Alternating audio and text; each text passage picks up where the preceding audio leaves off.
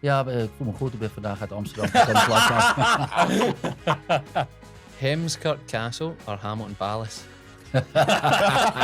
Your pronunciation is really good, to be honest. One is for sorrow, two is for joy, three for a girl, four for a boy. And we looked at each other. I think, what is happening in the business?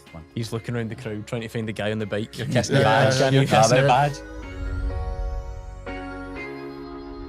Hello and welcome to the warm-up, brought to you by William Hill, a proper supporter of the SPFL, and as always these days joined by co-pilot Naismith. He's here, he's ready for a good challenge today because we're going Dutch, aren't we? Yeah. Two fantastic guests.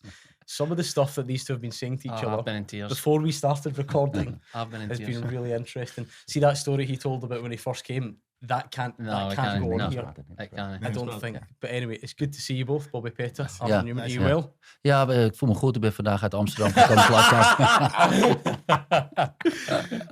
I think they've been talking about us. It's called double Dutch, by the way. Double Dutch, exactly. That makes sense. How are you both? You both well? Yeah, very well. Good, good to see you. When did you first meet each other then? When you came over here? Probably, I think so. Did you play against each other in Holland as well? I think so, because you were in Haarlem and then you went to, what else? Twente. Yeah, probably Twente. So in Holland, sometimes he was a few years older than I am, but you have to like the talent team. So you got the under 18s, then reserves, and then first team. But there's always a team that's made up with a mixture, and that's when sometimes I think tournaments and stuff we played probably against each other and stuff. Yeah, because how old are you now? I'm 50. Yeah, see. A few years between us, but you wouldn't say that. You keep me young, so that's good. I need to dye my hair. By the way, fucking old man. What was it like being over here as part of such a big Dutch contingent then? Because you clearly know each other well now. You've been insulting each other since you both arrived, so I know you get on well. That's typical in the football world. So what was that like being part of such a big Dutch contingent on both sides of Glasgow here? Yeah, that was actually because I came in '98, and before you had already like players like Pieter Joustra, Pierre van Hooijdonk with Celtic, Peter van Vossen. And then actually I came to Scotland in '98, and then Dick Advocaat was the coach. And then he convinced me actually to come with him to Scotland. Then that Van Bronckhorst, later came Mikey Mols, Ron de Boer, Bert Konterman, Fernando Rixen. So you had quite a lot of Dutch players. Also the assistant coach was Jan Bouters and Bert Verlingen. And then of course for Celtic you were there with Reggie was there. And obviously before my time it was obviously Wim Jansen, who was obviously the manager. In my time as a youth player at Feyenoord, he was the technical director, and he took me to the first team when I was 16, just to get experience and stuff like that. So it's a small world, but yeah, it's a tight You took different, obviously, routes to get to the old firm. For you, 20 prime year career, why come to Scotland? That's a very good question. Yeah. No, you know what happened? It was in March '98. I was playing for PSV Eindhoven, and then after the training, all of a sudden, Dick Advocaat was the coach. He came to me and said, "Arthur, I want to ask you something." He said, "And tell you something as well." I said, "Come here." I said, "I signed for Glasgow Rangers." I said, "What? Nobody knows it, and I want you to join me." I said, "Yeah, I don't know. Yes or no?" So I was like, and then I was thinking, well, if Advocaat goes somewhere, he sees a challenge. It must be a great club, because otherwise he would not sign for it. So I told him yes, and actually then I went back home, and I think, what did I do? And I told my wife as well. I said, listen, we go probably next year to Scotland. He said, what? Yeah. But Advocaat had to wait until another club actually showed interest in me before he actually could convince the board from, listen, I want Arthur to join me. He said, I cannot do that. So we had to wait actually until another club actually showed interest. And then all of a sudden, Atletico Madrid came with an offer, and they invited me. So I went with my wife to Madrid. You can imagine the 2 days, lovely weather. They showed me the complex. I was sitting there, tapas, paella, glass of red wine. So I think brilliant. And then eventually Advocaat said, okay, listen, Atletico shows interest and an offer, but I want Arthur as well. So then the following week, you do the tour of Scotland. I did the tour of Scotland, and I think, what? Okay. So you arrive here, it was cold, it was freezing, and I was looking, what did I do? But I told Dick, I will join you, and man, a word. And that was actually the reason then why I came to Scotland. But I had no idea what to expect. Do you not know anything about the teams you're playing, facilities? No, nothing. No, because Bobby knows as well, in Holland sometimes we got the highlights from the old firm, and that was maybe 2-3 minutes, and that was it. And I didn't know anything about the league, about the Rangers or about Celtic or Aberdeen or whatever. So that must be for both of you, growing up, the Dutch background of the principles that you need to go into a league where who cares about style? It's about winning. Yeah. That's hard to deal with for players now. In a way, because it is, but sometimes it's not, because see, in Holland we played for top clubs, and even at a younger age you have to perform, so you kind of get prepared for that, right? He was different because he was top. I kind of fell away a bit. Had to make a bit of a detour, so I had a bit of an advantage because I stayed 3 years in England already. So I kind of had an idea, and I'd seen more of Rangers at the start, because we remember they won 5-1, and what was his name? Italian striker, huh? Marco Negri. Marco Negri. I remember because Giovanni was there, and you name it. So, and I remember the game that I watched, which you guys lost, but you make up for it. Was in Ireland. Remember, you and I was team playing. That was Shelbourne. Yeah, Shelbourne. And I watched that. You know why it's funny that you remember? Because I just came back from the World Cup with the Dutch team, '98, and we reached the semi-final. Eventually, we lost with penalties against Brazil. But the team, they were already in training camp for 3-4 weeks. So I went on holiday after the World Cup for 2 weeks because you needed a wee break. Yep. And then I was sitting by the pool, and I called my dad, and I said, "What's the score?" Half time. He said 3-0. I said, "Great." I said, 3-0 down. I thought he was joking. He was laughing. He said, "What?" I said, "No." I think, what did I do? For which club did I sign for? But then eventually, after the game, we beat him 5-3. Yeah. And I never forget, I was sitting there relaxing, and then Dick Advocaat, he called me the following day. He said, "Arthur, I want you to come over because you need to play." I thought he was joking, but he was serious. I said, "Well, Kaffer, I'm just here on holiday." I said, "I need a wee break." I said, "I don't care, you need to come over." You didn't say you need a wee break. No, exactly. That was the first word, actually. I pick it up, son. But so I came back from holiday on Sunday. I arrived here. I introduced myself. I trained 2 days. And then actually I played already my first game for Rangers against Shelbourne. And you never forget that memory. What is the language barrier like? Because you've dropped it, and I was waiting. I was going to pick him up on the wee. And then he said it again. Straight away. You've done him. What was it like for both of you? You had England first. That doesn't prepare you for us, to be honest, it was a mixture of people from Wales, some Geordies, some Scouse, people from Scotland, of course. George Burley was obviously Scottish. Some other boys, YTs, were Scottish. So Tony Mowbray was the captain. And you pick up we, and obviously watching TV, and we, and by the way, I got used to it very quickly. I got used to it very quickly. Did it take you a bit of time, Arthur, to get used to it? No, in the beginning, all these different kinds of world, and I said, the food is mengen. I said, what? All this kind of. It's you remember sometimes when you travel abroad, you also use it sometimes, and even what are you talking about? This is Scottish, Then you think, it comes out, all these things. It's quite good. Even now, when I speak to people, depends on who I'm with, I kind of use the Glaswegian phrases. Flick back into it. I'm a bit like still game. I like it. And then when some people, I change the way I speak a bit. And it's you just kind of. But the first time when you walk into the dressing room with all the Scottish boys, then I think, what is happening here? You think you speak English, and then all of a sudden, especially here in Glasgow, how quick it is. And then when 3 or 4 Scots are battering it about, unbelievable. Like, what are you saying? You pick it up after a while, but in the beginning you're really struggling, and then you think, and the first person I met was Jimmy Bell, the kid man, fantastic person. But actually, when I arrived from the airport, I went straight actually to the stadium, and I had to actually pick up my gear, and he was the first person I spoke to. And after 3 times he said something. I said, yes. He said, son, you have no idea what I'm talking about. He said, welcome to Glasgow, you get used to the Glaswegian accent. And then he was laughing, and it's quite funny when you hear the accent and the way they pronounce it. Does it make it easier to then fit in, if that's the right word? Because you've rhymed them all off through time. You've got Fernando Rickson, you've got Michael Moles, or Bert Conterman, or whoever. Do you naturally gravitate to each other then and sort of make it Dutch contingent over here? No, not because in the beginning I signed in Van Bronckhorst, and then the year after it was like Mikey Mols and Ronald Boeken later, and then the year after was Konteman and Riksen. But no, it was actually quite nice when you're in the dressing room and you have so many different nationalities. I think you had it as well because we had Italian, we had from America, we had from Germany, from Norway. I think all of a sudden we had like 13, 14 different nationalities. Yeah. And it's like the combination with the Scots. So that was great. I think it's really important that you get the culture of what the heartbeat of the club is. I think that's, for me, everywhere I've played, that's the most important thing. And if you buy into that, one, you get a bit of leeway from the fans, but secondly, it's all the local boys are like, if you are willing to put that in and be part of it, it builds such a team, doesn't it? I think anything's sport, but I also put as a football in general, you never know where you're going to play. And you need to be able to adapt to the new environment, get along with people, different, and it doesn't matter if it's Dutch. I don't stick with Dutch. I mix with anybody for that matter. It's more the personalities and stuff. Yeah. Was there who out the two of you, when you arrived, had the biggest influence that was at the club?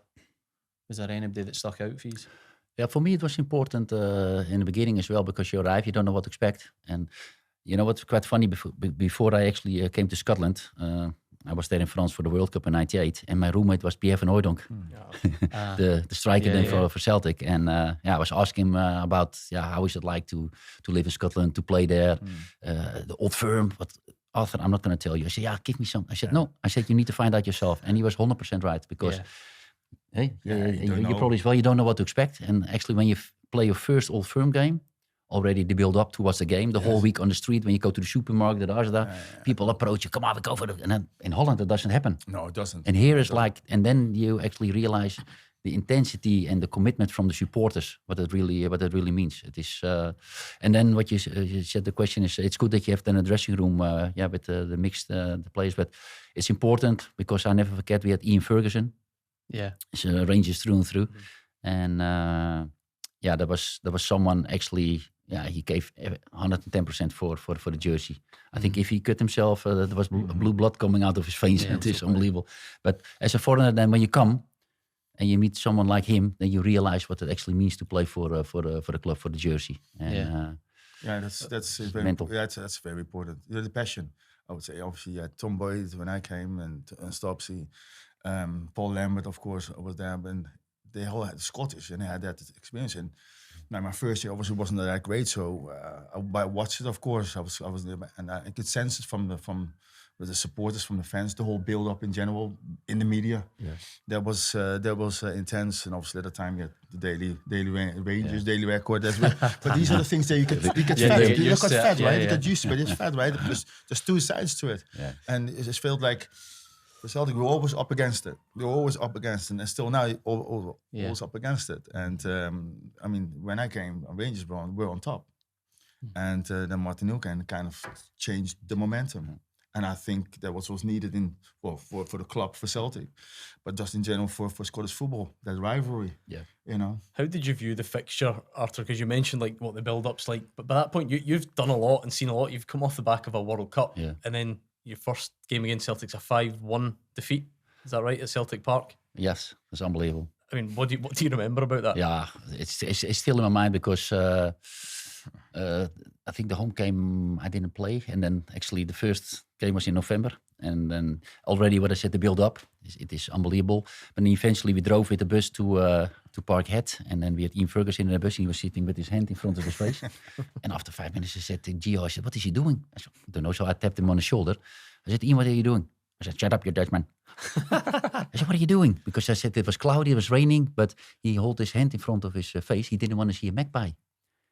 And I said, why not? Because if you see one magpie, I said, what? Yeah, I said, 1 is for sorrow, 2 is for joy, 3 for a girl, 4 for a boy. And we looked at each other, I think, what is happening in the bus? The whole road he was driving like this. And then eventually we arrived at Parkhead, and then we had Jimmy Bell, the bus driver, and the kitman. He was fantastic. And then once when we arrived there, all of a sudden, I think, what's happening? He put the music on very loud. Tina Turner, Simply the Best. So like, Simply the Best. So we arrived there. Now the bus open. And then there were already a lot of Celtic supporters waiting there, and then booing, yelling. And then a freaking magpie just flew past. You actually vexed through it from See how you are saying that experience, right? Yeah. But then what's it like in Holland when there's a rivalry and there's like, so what's the difference? You can compare it. They just live for it here. No. It's so intense. But do you not have the fans when you turn up at the ground giving you abuse on the way in when you're the away fans? Not really. I think I think you with Ajax and Feyenoord is more a rivalry than PSV and Ajax and PSV and Feyenoord. Mm-hmm. But not, I think you're kind of, I know it's just a different experience. Yeah. It's more intense, I would say. Yeah. Mm-hmm. Yeah.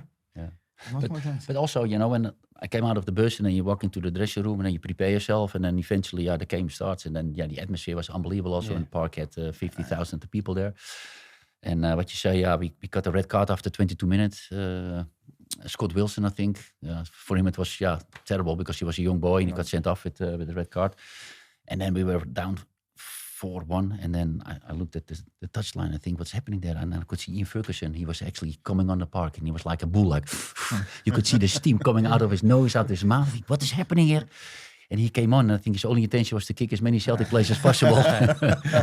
But eventually we lost 5-1. We came off the park into the dressing room, and we were sitting there, and Dick Advocaat was standing there, and Ian stormed into the dressing room, and he gave us he said, for Broncos, you're a promising player, but today you were terrible.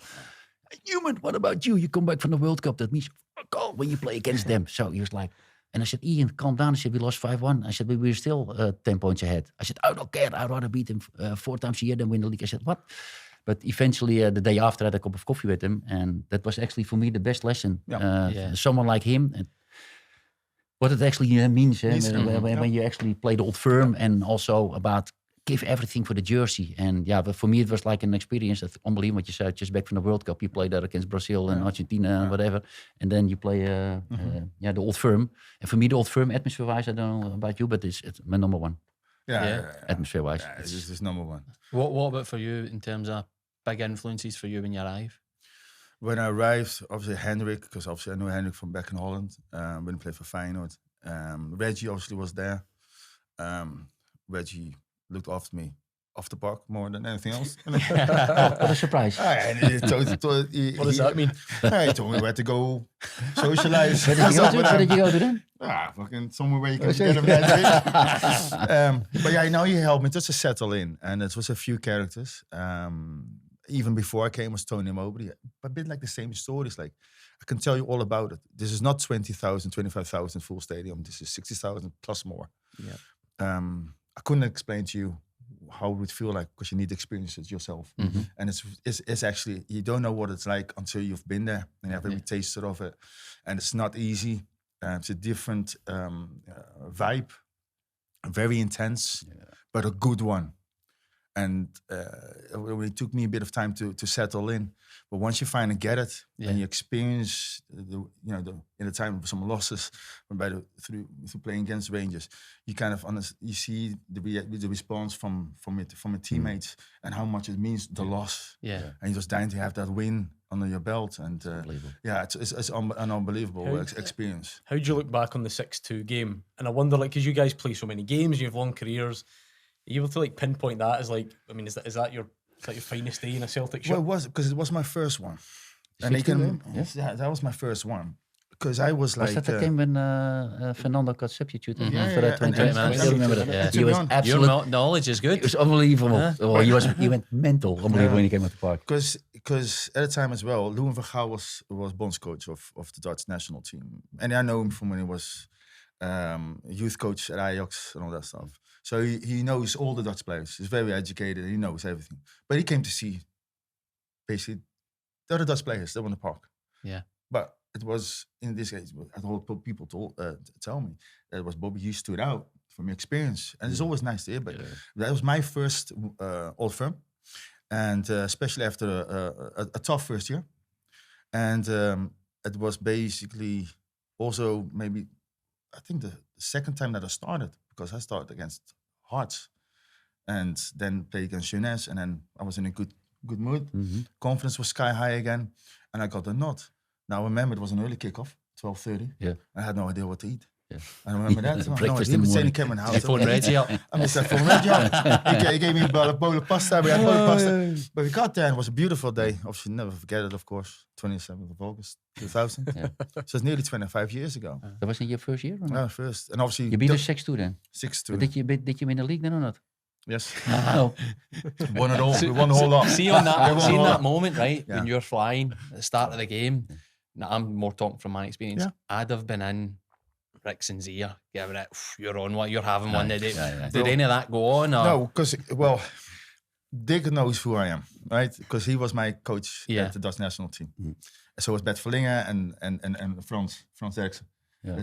Frans, that's with the grey beard. Yeah, He was not with Rangers then? No, he was all part of the staff. So I looked at it and we stood at the halfway line and looked at him. I was like, there's nobody else around us. And I was like, okay, gotcha, yeah.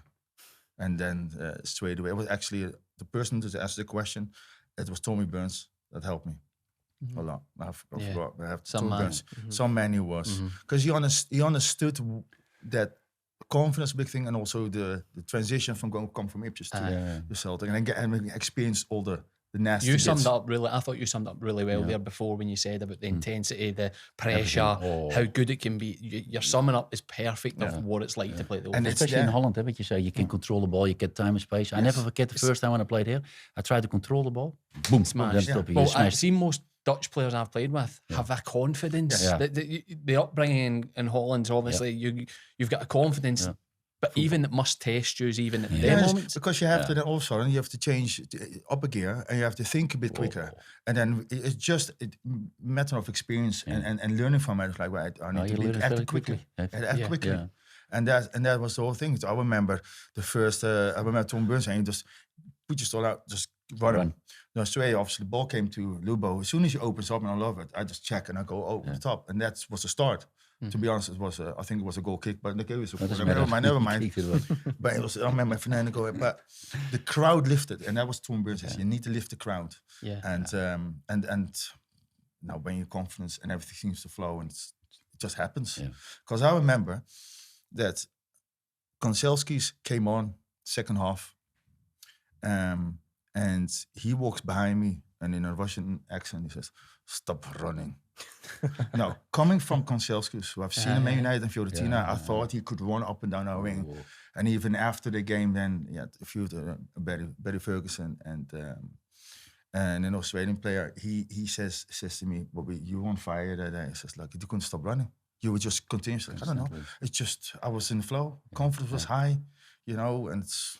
Yeah, that's the best feeling ever when your confidence high. You don't have to think about it. It's unbelievable. It just goes. Because the game is over before you know it. Because well, especially after 11 minutes, by the way. Pitch, but even in the beginning as well. But also that you cannot, you could not actually hear each other sometimes. It's so loud. They told me sometimes, I know, but then you think, "Whoa, this is really."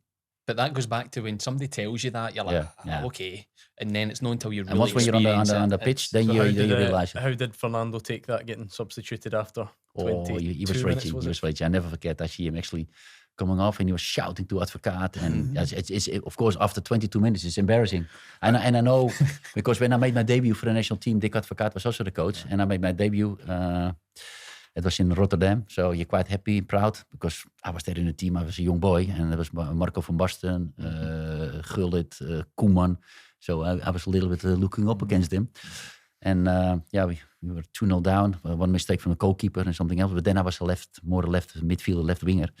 And I could see already somebody warming up. And I looked around me and I think, and I think he's not going to substitute Van Basten. He's not going to substitute Koeman or whatever. And I could see. So you come off and you feel embarrassed, and especially in your debut.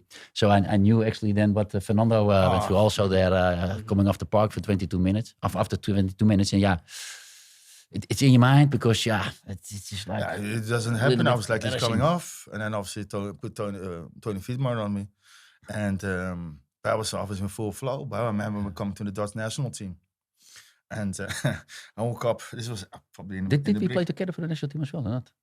Yeah, really? But unfortunately for me, I got injured a few times in training camp. Yeah, so I never got that number one, and never got a cap. No. So that's the biggest regret, because it does change how people perceive yes. Because I was there 3 times, well 2 times. One time, first time I was invited to go to Turkey. Play Turkey, but got a groin injury. Yeah. But so it was with Fernando was sitting here, coming in, and then when the player says, Bobby, turn around. It says, turn around. Says, Fernando, you recognize him now. And it was, I think it was rude and all stuff. But again, we're sitting next to each other, and he just looked at me and he goes, I said, you're right. It's all right. I said, at that game, I didn't know what you were doing. I said, yeah, but I know. You can go left or right. I said, I know. But he left me and you one-on-one. And I was full of confidence. Yeah. And I like to go. I can go outside, I can go inside. Yeah. So, and I can see his eyes at the start of it already. He was like nervous, like this. Yeah. And he was sharp. He likes to bite. But I'm sharp. I can time it. Yeah. So when you're on the game and somebody else is a bit, you can time it and then give them off balance, and it just things just happen. They're the awkward points when you have the wee meet-ups and you're not sure of each other. That's awkward. It's like you know yourself. You can normally on the pitch, he's like a pit bull. He's like a winner, a fighter. He always gave 100%. Never smashed you. It's unbelievable. So because he was always like I this. think for the first 5 minutes, 10 minutes maybe, the first battles you gotta. Yeah, you got to win it. You got to be there. If you don't get clattered, you have to just get up and. See what you were talking about, that sort of knowing what you're getting yourself in for, coming over here, not having as much time on the ball. How important is it? Because I'm thinking modern day. So Robin Propper is obviously a Dutch player playing at Rangers. Currently, Sam Lammers last season, where it didn't quite work out. Do you think that is part of it? Where Robin Propper's had a really good career in the Netherlands, maybe not quite adapting. But Sam Lammers again is back there and I think a lot of players, you will agree as well, they underestimate. They come from different countries, other competitions. They come to Scotland and I think, But the moment when you arrive here, when you say the intensity is unbelievable for 90 minutes, even when you play against the smaller teams, they always give 100%. Yeah. They know that they're probably less. They've but they give 100% for the jersey, and then they try to make it as difficult for you as possible. And I think a lot of the foreigners, they come here and think, I'm going to play, but... And you know yourself, if the supporters actually see that you don't give 100% or that you're too easy, you get actually hammered and slaughtered. And they're quite right, because they want to see you giving everything for the jersey.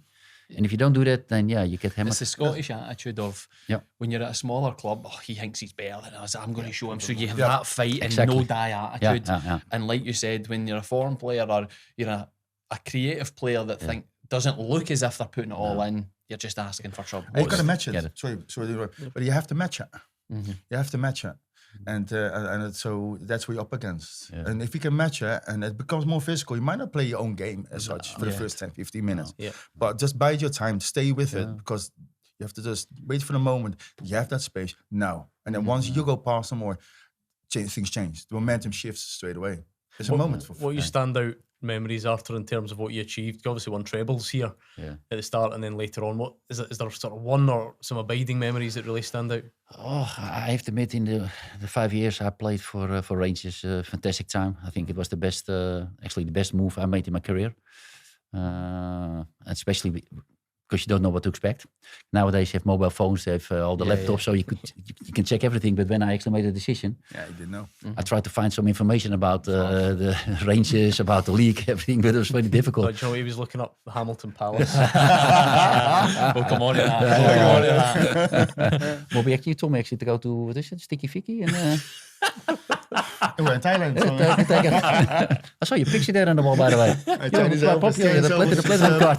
Making an appearance. We go for a drink, Shocky Holsey, where? Sticky Vickies. No, but it is the moment actually when you arrive here and you find out about the club, about the league, then you actually realize what it actually means. And it is.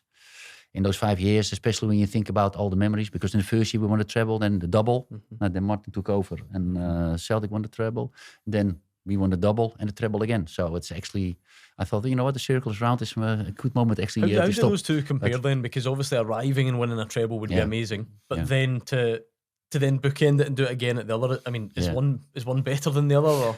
Yeah, because in my first year, actually, I played up until December, and then actually I tore my ligament, and I was out for the rest of the season, from January till May, and it was quite, devastating. And then you try to actually come back as quick as possible because you want to actually be part of the team as well. But but even the cup finals at Hemner Park, they were actually fantastic. And normally I don't like it when there is a track around the pitch, but even Hemner Park, the atmosphere, and especially when you play against like Celtic, you come out 25,000, 25,000, and the atmosphere is like unbelievable. And I only have good memories because every time when we went to Hemner Park, I never lost the final. So. There's good memories. So Hemner Park, I thought, quite brilliant. What you say there about when you're injured and you still win trophies, and probably we've all experienced that you actually don't feel the same. It doesn't feel the same. You actually feel a wee bit out of it. When you might have won the league, but if you've not contributed for months, you're right. Because and especially in the season when we won the league, I stayed on the stand because they actually asked you me feel to as come. if you shouldn't be there. Exactly. It's a horrible feeling. Yeah, it's just terrible. You're spot on because I said no, I don't. Come on, Arthur, you're part of the team, but I said I didn't play the last 4 months, and it's not the same as if you're. Feel as if you've been part of it. Maybe playing every game. Yeah. And I think my experience was then with the cup final against Kilmarnock. I came on, I had an issue with my left groin, and got some injections put into it. And Martin came up to me before we started. You all right? I said, yeah, I'm fine. And then the first 10 minutes, and I got kicked, and I could feel it, and I tore it off, and I was swollen. But afterwards, we won it, but I can't have that feeling of like, you just think about your injury, not being able to play the whole game as much as possible. And that's the disappointment, and takes a bit away from the celebrations. Personally. Yeah. How special was the goal against Ajax for you? Obviously being a Dutchman as well. Oh, for various reasons. No, it started to be honest because when I left Holland, there was an article in the magazine called Football International, and called me the enfant terrible. I just said what I thought without thinking how the industry actually works. And so basically I left, and detour. Everybody thought this is from Martin Rosa, who says, Bobby, everyone when you left Holland, they thought, no, you're done. No, but you made your way back up to play for a top club, Celtic. So a bit of praise for you there, you know what I mean? But when I came, Beenhakker was technical director of Ajax. Now he wanted me at Ajax when I was 16. He was part of it. I signed for Ajax, still as on an amateur, right, on the 16s, and then Feyenoord came and offered me a contract, koelkast. So the fridge show is basically money, couldn't touch it, 18 years, and then you get it. But I stayed, but that's why I became pro. But he was there now, and that was my first time being away for 5 years since I left Holland. So with that being playing against arch rivals. Ajax, coming from Feyenoord, having Beenhakker again, first meeting with him again there. Play, and then all of a sudden as well, I had a hamstring issue before against Kilmarnock, 3 days, 4 days before. Now I had somebody, I can't tell now, but I had somebody else come over to my room. And they stayed from 10 o'clock, Rens Rijsberg from Richard Smith from Amsterdam. He came over, spent hours intense treatment, and they got a knot, obviously, on just an hour and a half before the game. I played. So I would never imagine having to score, but it wasn't the momentum. Just if I look back at the goal, for me, if I look back at it, it was the touch that made the difference. The anticipation, the touch, the setup, and I just knew I didn't even think. It's like in training. Yeah. You just execute and it goes in. I was like, oh, go up. Yeah. And now I go and replay and I go see Chris Sutton with his arms. I'm like, that's on like Chris. So he's got confidence. It's going in. But that changed. That changed. I mean, we played extremely well, and Didier got on the right, and we had a good balance. And in that particular game, it was Ajax the main, and they talked a bit less about Celtic because it's Scotland. Yeah, they had a really good team at that point. People probably didn't recognize competition, because in Holland they think not so highly of the Scottish league. Yeah, they've got two teams, and it's a Mickey Mouse league or whatever. Just saying the truth here. But then when you go there and say, listen, we've got a good team, and we can play football. We can play over the wings, we play through the middle, or we can lump it and fight for it. So we had everything. And do you know who I'm glad that you mentioned? I'm glad you mentioned Chris Sutton, because he's been on here a couple of times. I've seen him. And then when he's not here, we like to talk behind his back. And we like people to tell us something about him, and then he gets very upset about it. I can tell you what about Chris, right? The first year Chris was on TV, Chris, I said, this is not the Chris that I know. But then you see him the second year, he goes like this, and he's waiting for you to answer it. He just looks. And then he goes, So what? And but he challenges you. Yeah, right? yeah. And that's the thing as well with the Dutch people. Said if you have an opinion, you got to back it up, or at least explain what it is. And I think sometimes people find it they try to challenge me too much. I say, no, it's all right. You have an opinion, that's fine. But just explain it. Yeah. So you didn't expect him to become TV? No, I think he mentioned to other players that I'm never going to go on TV. But see how things change. That's probably again. We've probably all played with players that see going through their career. The worst thing they would hate doing would be media or anything. Or if somebody slaughtered them. The amount of guys then that go into Fundy train, that is crazy. You're like, what? Where's that come from? Yeah, it's quite funny. I've got one question that's off radar, right? So, see in Scotland, obviously there's a thing about getting young players through. Probably if you ever talk about Dutch football, the first thing people will talk about will not be the winners. It's about the amount of players that come through academies and get first team. How is that done?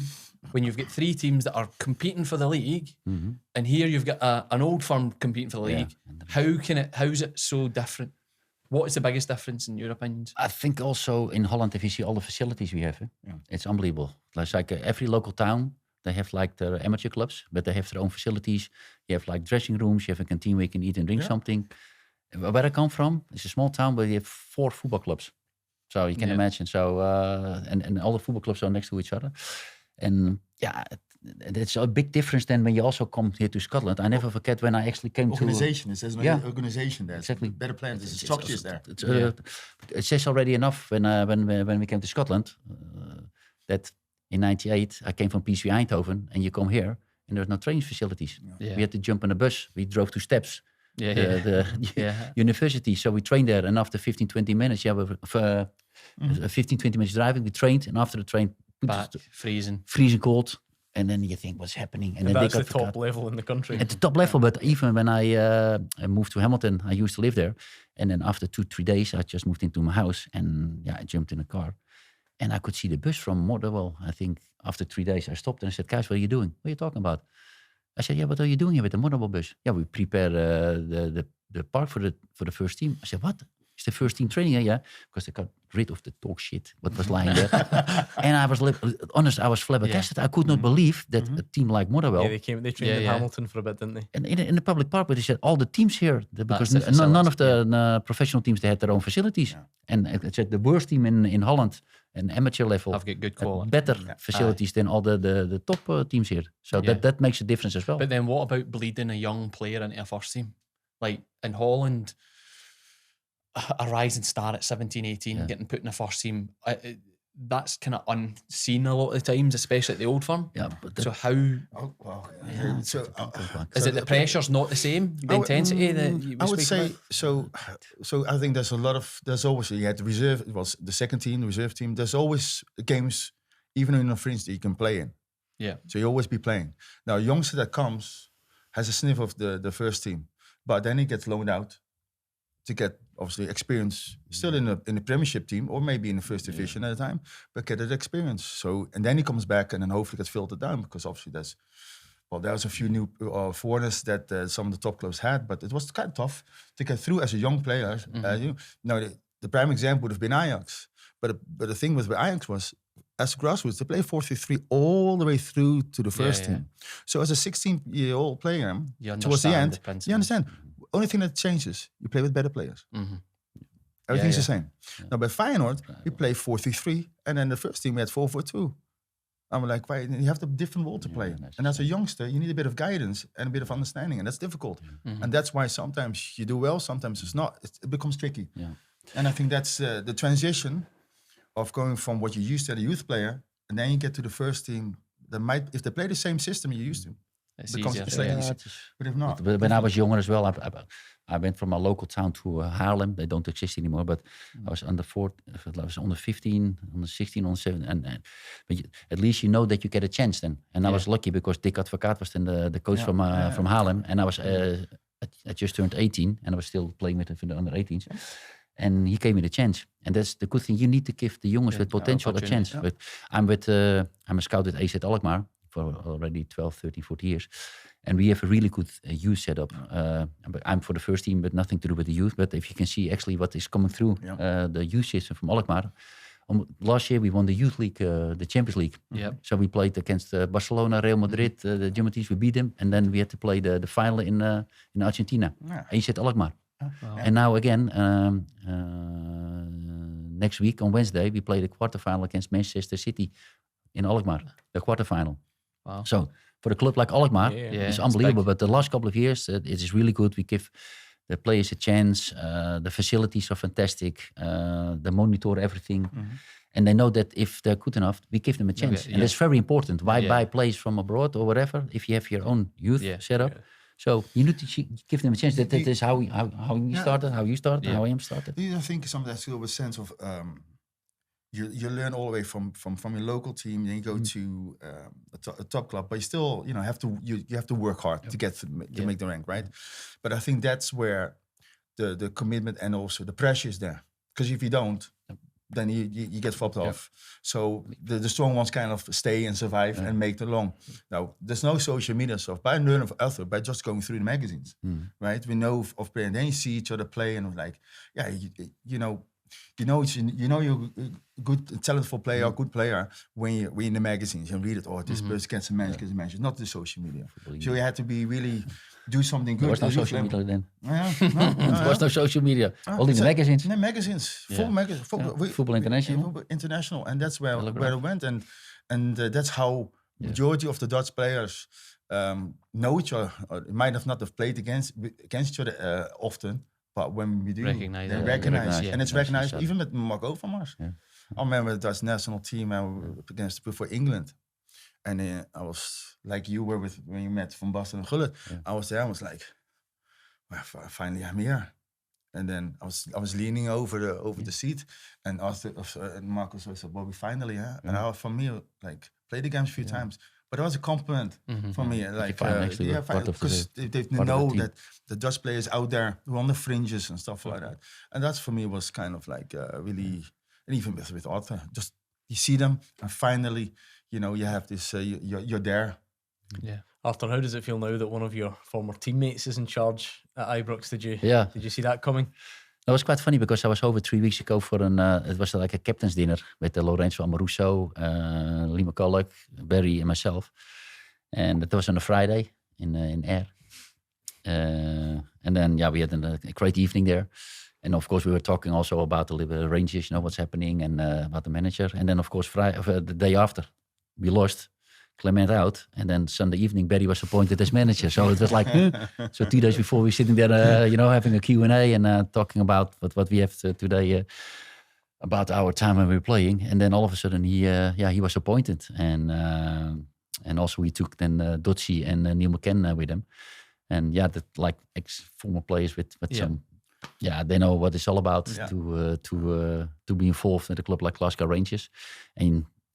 Yeah, I saw some of the footage as well, and then you see still the passion Barry has is unbelievable. Even after Old Firm came on the park, it's like he doesn't know how to count. He doesn't know how to count 4, 3, 2, 1. That's an easy mistake to make. Seeing you under pressure in the camera, you go down a dark alley and you can't get back. But it's unbelievable if you then all of a sudden see boom, he was appointed, and the fans are behind him, and of course Billy and Neil, they also have some experience because Dotsi was with Inverness, and I think also when he was there he played the final against Celtic as well. Yeah, something as well. So you also have some players with you. You've played with, you know them, you and trust them. You trust them, and that's very important. So so hopefully in the next couple of weeks, because you'll know his character. There's so much been said on the outside because there's a potential takeover, and no one really knows what direction. But knowing the character, will he be determined to just do everything he can to 100%, put himself in the frame? 100%. You see it already, the way he comes across with his interviews. On the touchline, his passion is unbelievable. But I love that, because that shows you that he's up for it. And Yeah, I know Barry as well because for 5 years he was my roommate in the beginning. Was he? Yeah. Because I That's still an experience. because it was like when I came to Scotland, Amaruso was captain, and but then advocaat said Arthur, because he did his homework already. He watched a lot of games before he became manager. He said, I saw him play with a lot of potential, Barry Ferguson. He said, but I don't want him to end up like a lot of the other youngsters, drinking, partying. And I said, okay, if I put him with you in the room and you can look after him. And I said, no problem. But in the beginning, I think Barry must have thought, what is happening here, by the way? Because I kicked him out of his bed, opened the curtains. I tried to teach him a little bit, what it's like with the discipline and on time and everything. But at least he learned something from me, hopefully. Yeah. And but it was great, especially when you see then a young promising player. Actually, you see him actually growing as a player, how was becoming he as better. A roommate? That's what I want to know. Huh? How was he as a roommate? Yeah, he was in the beginning was a little bit quiet because you can imagine, and all of a sudden in the room you don't know each other, and then but after a while you find out that I'm an open character and I think quite it funny. says a lot about him that he can become the captain so young, but in a dressing room with so much experience. I think that tells you everything about his character. That's how was he in that role, in that environment? Yeah, because in the beginning Amaruso was the captain, but then after a year and a half, he fell a little bit out with advocaat, and then but I was vice captain, and then advocaat said, Arthur, you become captain. I said, no, I think I said, you know what? I said, Barry. Oh, really? Yeah, because I said you could see him already in 18 months. He was actually growing as a player. He said he's a player with a lot of potential. He can become a really good player. And I said, and I think it's also good in the dressing room that you have a Scot exactly. as captain. And I said, okay. But then you could see Barry as well. He was the leader. That's interesting though, because you obviously, your ego might have come in and said, well, I want to be captain. It was more for me at the background. For me, it was not important. That's another thing with you. Yeah. It's not like what you say, your ego. He doesn't have that. That's ego. incredible. So there we go. I was more the backup, but Barry on your say so. But it was great that you could see him actually, growing. And I always said, because after he left Rangers, he went to Sunderland. But I always thought that he was like the person who could actually follow up Roy Keane. Yeah. Yeah. No, he went Blackburn. Sorry, he went to Blackburn, but Soon as was there. Yeah. Amaruso and Barry went there. But I always thought, Barry had the potential to become like someone like Roy Keane. He was a winner. He always gave everything for the jersey. And so I thought, this might be How good was he as a player? Because it's easy, I think, for people from here or Rangers fans, and you can get caught up in maybe the nostalgia or the memories, but you've played in World Cups by that point. You've seen a lot and you arrive. How impressed were you? Yeah, that is because we all start as a young boy, and you actually have to make steps in your career, and it was the same with him. But you could see him growing, and then all of a sudden he was still young, but good enough to become captain. And straight away when he was captain, he was the leader, 100%, and that's what you need in the dressing room as well. Technically, it was good as well. It was comfortable. I think he's probably fortunate that Dick Advocaat comes in at that time with a group of players that are technically really good, because he then buys into that. Because I thought when I got to play with him, he was a quality player first of all, and that mentality and character. You've obviously now watched on, Bobby, as Celtic have got a real period of dominance, and you maybe wouldn't have seen it coming in Arthur's time, and it's now transpired. Do you think Celtic will still feel confident enough that even if Rangers do get a takeover, whether it's Barry Ferguson, whether it's someone else, do they feel they're in a good enough place to hold all that off? Yeah, I think they are. I mean, they're in a good place. They've been dominant, financially in a good position as a club, and it's just getting. And obviously, you got the fight with Rangers, so you can't just keep looking at them. You got to think, well, every year they're going to come up and they're going to be competition, rivalry. You got to believe in that, and you got to keep going. And you got to keep improving, because it's not just a league. You want to do well in Europe as well. So it's interesting to see that if they get a takeover, then money will become available, and maybe some players, other players can be attracted to come to the club, which makes their football go better, and then the rival will become better. So it's going to knock-on effect, in my opinion, because you want to put in our time, Scottish football was in a good nick, to be honest with you. It's European nights, the old firms, they were quality. Yeah, but also they were then actually on Dutch television as well. That says enough, because the European games, and also because we had a lot of Dutch players. And then all of a sudden, and we were talking about earlier on, because people said, why are you going to Scotland? The Rangers not better than PSV. But when I signed for Rangers 98, I got criticized. I got hammered. Even Did you? I played the cup final at PSV against Ajax. That's the last game, and we lost 5-1. We came back after the game with like a farewell party because Jaap Stam went to Manchester United, Sende went to Barcelona, Philip Cocu to Barcelona. I went to Rangers. Wim Jonk later to Sheffield Wednesday. Yeah. So I got slaughtered, and then all of a sudden I picked up my key at the reception for PSV Eindhoven, and 3 guys on the bike they passed by, and before I knew I was lying on the ground, and I think what's happening, and some of them he hit me in my face, and I was lying on the ground, and it was bleeding, and my wife was waiting. And she was actually panicking because she saw me lying on the ground. And why are you captain for PSV? Why are you going to Scotland and Rangers? They're not better than PSV. And so I got hammered and slaughtered.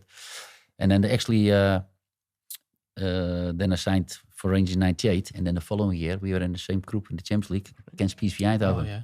And then we beat PSV in Eindhoven 1-0. And we beat them here at Ibrox 4-1 or 5-1. He's looking around the crowd trying to find the guy on the bike. You're kissing the badge. You're kissing the badge. But it's unbelievable. You said one of your own supporters, you know, that was like, yeah. but you could see on his eyes he was steaming drunk. He used some drugs. And then the following day, I got phone calls from PSV supporters because I was captain and I had a really good relationship with supporters. And I said, we will find him. And then eventually, but I was more worried because you can imagine the following day, I had my press conference here and I came with a plaster and I said, someone gave me an elbow. I didn't, because you could still see the picture with me here. I thought someone gave you a Glasgow kiss already. But also, but you can imagine, if he had broke my jaw, I would have missed the World Cup because 4 days after that, I had to go to prepare for the World That Cup. ever happened to you in Kilmarnock Main Street in your list for Rangers? No, I just. But that shows you how the Scottish League was specifically back in Holland. Yeah. And, They must have thought it was really bad. It's got around punching people. I know. but at the same time, and this is karma, this is from beautiful football. Yeah. How many times does a former player goes play against his former team and then scores gets the or upper doesn't. hand? And it's just typical. What do you make of the current group of Celtic wingers? You must like watching them. I was thinking when you spoke about people telling you to stop running, I wonder what they say to Dice and Maida. Dice, man. I mean, to be honest, he's and at the start, I was a bit confused because he's running because he's super fast and he's got now a little bit more freedom being in center of the park. I think, and he has always been a striker. I remember speaking to Brandon Rodgers in one of the charity game in St. Rocks, and I said, "Can I ask you or say something?" He says, "I love to work on his movement. Super fast." I said, "The timing of his running is just moving. It's just a bit. He's too stuck. He needs to work on his movement. Come short, come long. Because a lot of times he's standing here. I want to go." I said, "If he does a pre-movement, he outruns everyone. It's just he got more momentum to do something with it." And we see him now. He says, "But he's a striker." Now you see him with a change. Now he runs on. That's what again. You have a Japanese guy running his socks off, right? And I like to think that would suit spur everybody else on, who might not have it. I'm looking at, for example, a Kuhn, for example. There's a lot more to give. I'm like, watch him. Just work hard, and your moment will come. Might not be pretty, but just that's what the fans want to see as well. Yes. You got to show hard. You might not play well, but you gotta. As As long as you give, you lose the ball, run back to get it. And I think that's one thing that Tuan Burns is, and that's what I noticed in my first year. You have to do that because they'll forgive you if you work hard, don't give up. Right, it might not be going well, but at least you got the desire to. The most important thing is the work ethic, and I think now Jota is back. So you got a good attacking front. Yeah, very strong. Very strong. Now the battle, as you all know, is in the middle of the park. I think the last Old Firm game, obviously, the game of 2 halves. The first half was obviously for Rangers. The second half, they got back 2-2, and then it's at the end a slip. But that's what makes it incredible as well. Those derby games. Yep. But again, so special. It's special because see in this case, Maida, he tried to kick him, but again, I'm kind of. That's what we expected, right? In those derby games, I want to see tackles. What the fans want as well, and I think now hopefully this as well. There's now two games that have lost, but hopefully that will spur them on. Maybe it's a reset button. It's been tough for Celtic being that far ahead and being so comfortable that it's really tough to keep going and keep going and keep going. Rangers had everything to do in the old firm, the last two old firms.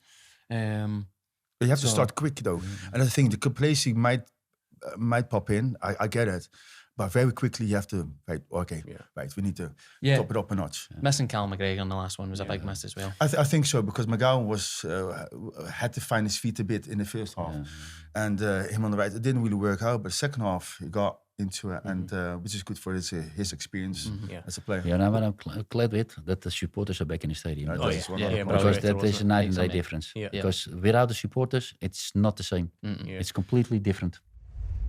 The warm-up brought to you by William Hill, proper supporter of Scottish football. Will we Rondo? Yes, let's do it. Okay, let's put you two on the spot. 5 quick fire questions. Oh, yeah. Who do you want to take? Prepare. I don't know what this is. Okay. You going first? I'll go first. Go on then. So Arthur, best Dutchman you've played with? Dutch. Ooh, it's a good one. It's a good one. That's something what I said is really tough, yeah. Wait till you get the next one. Yeah, but I said, but a small period with Van Basten, but there's also, different players. Jaap Stam was like a world-class defender. Some great midfielders, but if I go for one as well for the national team, was I think Dennis Bergkamp was also phenomenal. Yeah, it's amazing. Everybody in England speaks so highly of him, when sometimes people, I think, disregard his quality. The way he controlled the ball and when he came up, it is unbelievable. I like it's it. just like a good one. Sensation. Best Dutchman that you've been coached by? Well, only Dick Advocaat. Gotta say that. Biggest career regret? That's a good one. I think 98. Yeah, because also I got the red card against Argentina, so I missed the semi-final, and then we lost with penalties. But if I look back, the squad we had was unbelievable. For every position, we had 2-3 quality players. Could have won it if you. And because if you ask all the players from that period, they all said, that is the big regret that we didn't win the World Cup. Biggest move that never happened might have been the one you spoke about. The biggest move. Well, it was Madrid, but also in 2003 I retired. But I actually wanted to go to America. I could actually sign for LA Galaxy for 18 months, but I had to actually go there on the 1st of August. But my wife was pregnant, and she was giving birth here in the end of July. I said, I can't go to America. I said, no. Then I said, I want to come later. No, you have to come in beginning of August. And then I said, I'm not going to do it. And then actually pulled it. So what makes you then retire? What are you, 33, 34? 33. But I was... If you could still play on. Yeah, but I was thinking about my future, and because I could sign for PSV Eindhoven 2 years, Feyenoord, Espanyol, some other clubs. But then I was sitting in the house, and I could see the teams actually on television starting pre-season already. And I was looking, and I think, I'll have another beer. I think, and I also said to myself, if I cannot give 100%, 99% for me was not enough. And then and then I said, you know what, I stop. But because if I ask people, what would you do? Atletico Madrid or Glasgow Rangers? Sometimes I have a quiz and everybody, and the sun tapas or Rioja. So, but I have to admit, all the people who came to Scotland to watch a game here, family, friends, 80% they've all been back because then they realize, fantastic here. Yeah. Hemskirk Castle or Hamilton Palace? Your pronunciation is really good, to be honest. So what is that? Is that where you're from? Heemskerk, that's where I was born. Castle. Okay. And it's like Heemskerk Castle is a small castle. But no, that is, I have to admit, I had 5 fantastic years here on the park, off the park. And especially off the park, that's why I stayed another 7 years here. Yeah. And cheap taxi ride. It's a cheap taxi ride for Hamilton. He's got a season ticket for Hamilton. Yeah, no, that's great. But if you think about it now, the 12 years they actually went before now. My daughters were born here as well. No. And then in 2010 we decided to go back because I could not understand my daughter with the Scottish accent anymore. Hey, Dad, how are we doing over there? Going fast. But I have to admit as well, we went back to Holland, and after 3 months I was sitting on the couch with my wife, and we said we made the biggest mistake. Wow. We should not have left. That's a good compliment in Scotland then. Yeah, and then you realize how it is here. I love it here. It feels like coming home. There we go. Right, you're up. Bobby, who would play you in a Hollywood movie? Who would play in a Hollywood movie? It's a good one. One, by the way. Because you were in World War Z. Yeah, just by sheer coincidence. Movie actor. He was an extra. Oh, extra. That's no actor. Extra. You don't know that? Oh, who would play me? Remember Come it was on. filmed in Glasgow. Well, who would play me? Is he not the one flew over the cuckoo's nest? All these questions. So it's got to be an actor, right? Who would play me? Probably I don't know that dude from The Hangover. I don't know, the Chinese dude. Favorite song of all time, because you are of course a DJ. So what's your favorite song of all time? Oh no, that's a difficult one, man. I've been listening to musicals lately. Come on. God. It's the 70s, 80s, 90s? Favorite song? I do like Marvin Gaye one. Ain't No Mountain High Enough. Nice. Nice. I like that Song. one, No. yeah. Okay. Sum up John Barnes' time at Celtic in one word. Under pressure. Dun, dun, dun, dun, dun, dun, dun, dun, dun. Disappointing. How yeah. diplomatic was Yes, that? I was certain he was going to go for Were something you else. buzzing and thinking, wow, John Barnes coming in? I personally, well, because yeah. coming to Celtic was for me a really big thing. Yeah. And then you know it's John Barnes, Yeah. Kenny Douglas, who rang me up to come to Celtic. So I don't watch in my time watched Liverpool a lot on TV, and then John Barnes as a player was exciting as a lefty. So for me, I was buzzing to come. Yeah. Just the whole year. How long was he there? 6 months? Probably 6 months because it's all. Because he took over from Dr. Venkela's. Yeah. It is also difficult to take over when the It squad was is his not... first big job, and then I was with the guidance of Kenny Douglas, and I think it was a difficult time, really difficult. What a difference this is, because you played for Sydney and Rossvale at the end of your career. So Sydney or Springburn? Sydney all day long. And I can remember every day I was at Bondi Beach. Wow, every day. It's a little bit different. From Yeah, I Springburn. mean, was an American player, and he lived just on North Bondi, because it's only a mile long, not even. And we come out of his studio flat, it's literally just 20 meters, and you're on the beach. Really? And he likes surfing, so every time, obviously, he's a surfer dude. Yeah. His words said, "Dude, listen, dude." So he had all these different types of surfboards, and he said, "Look, you want to go on?" I said, "No. I just watch it, but I just like to be on the beach." And that was a great time, lifestyle. No, Springburn, no, come on, Springburn. No offense. No to the offense, good no. residents of Springburn. And finally, the biggest name in your phone book. Ooh.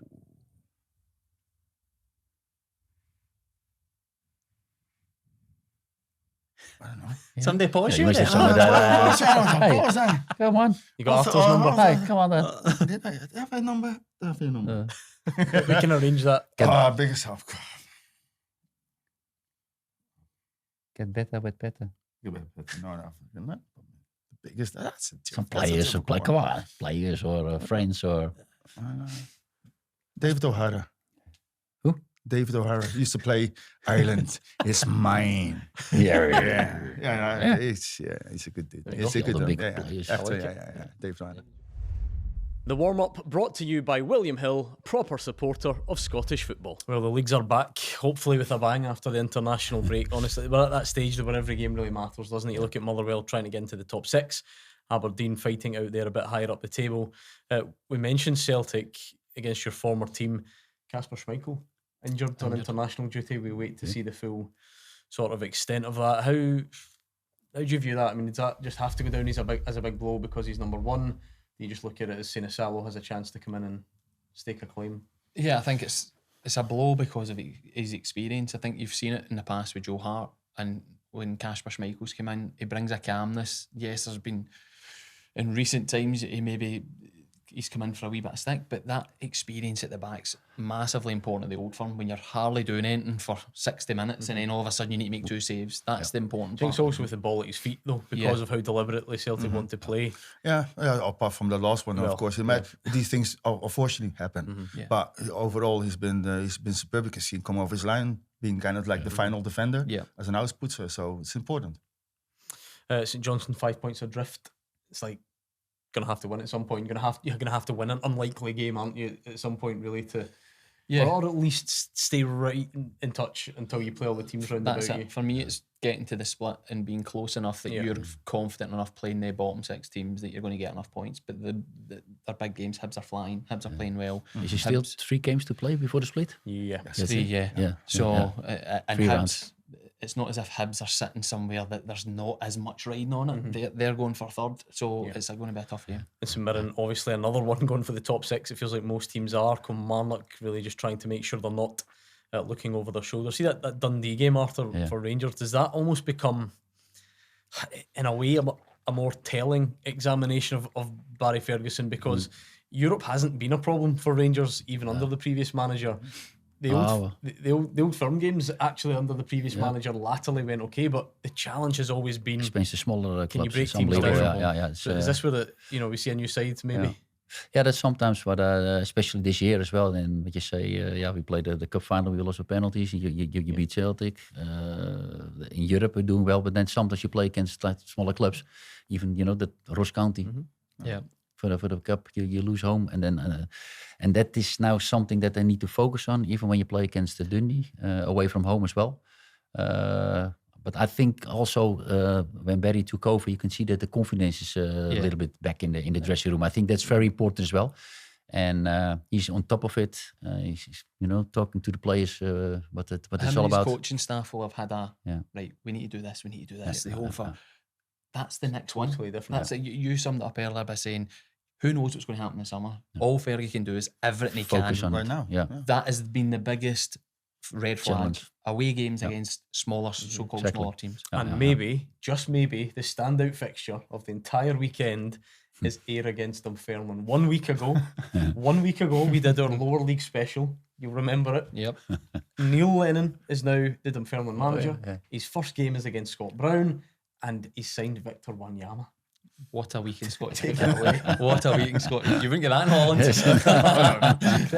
And I think It's not boring in the league here. no, I think the Dunfermline getting Neil Lennon in is they're in a situation where it's vital for them if they take over. They need a bit of experience. I don't think there's probably many better that could go in there. Signing Wanyama is a left field one, Think but I he'll still think do a turn. He's only 33. he's only he's not played much in a year, which as we're getting older, trying to get that body going day to day is the tough part. So listen, they've got the experience. What he will do is bring a presence, and he's bringing an X factor, if you like, to it. Love to hear the phone call. Amazing that phone How call. do you fancy Dunfermline? But I did read somewhere, I think he scored against Dunfermline a couple of times, so he's probably got some memories. That's right. And so did Neil Lennon. 2 of his 3 Celtic goals, I think, came against Dunfermline. There you go. But it's quite when you talk about now Neil's becoming manager. But when you look back now, when I was playing, how many actually ex-players, former players, become a coach? It's unbelievable. Yeah. So, in my time as well, Arteta, van Bronckhorst, Dotsi, McCann, Neil McCann, Barry, Sergio Porrini. It is unbelievable. You think? But do you not think it's so? I've spoke previously on here. You finish football, and it's a case of right, what have you to do? And there's no real guidance, no real understanding. And the easiest, most knowledgeable thing you've got is coaching, managing. But if you don't notice that a lot of them are captains. Yeah. And they're all midfield players or defensive midfield players. And if you realize, if you look, because there's not many managers or players who become managers who are forward players, who are, a lot of them is too selfish, aren't they? Exactly. Too selfish. They don't think about it. So they're like running away. But they are different characters. Focusing As you all on- know, they're different agree. characters. And I think to be a coach and to be a captain is a different kind of character, different responsibility. So I think there's a link there. How long have you been a coach? How long? Not a coach. 6 months? 6 months. Here's my favourite fact for the weekend. If you're struggling to get to sleep tonight, you can recall this, that Scott Brown and Neil Lennon have got the same birthday. Did you know that? Have they? There you go. No. Brilliant, eh? Yeah, like if you Do you know what? I'm now worried because someone told me that and I haven't double checked. Edit that bit out if they don't, but I'm sure they do. I'm sure they do. An enjoyable afternoon, this. Yeah, done. We happy? Really good. Some Move good on. laughs. Good. Brilliant. Well, listen, thank you very much. 2 top Well guests, Double Dutch, Double Bobby Dutch, Petta, the Dutchies. Arthur Numan, Stephen Naismith in the co-pilot seat as always. Thank you for watching, and we'll see you next time on The Warm-Up, brought to you by William Hill, a proper supporter of the SPFL.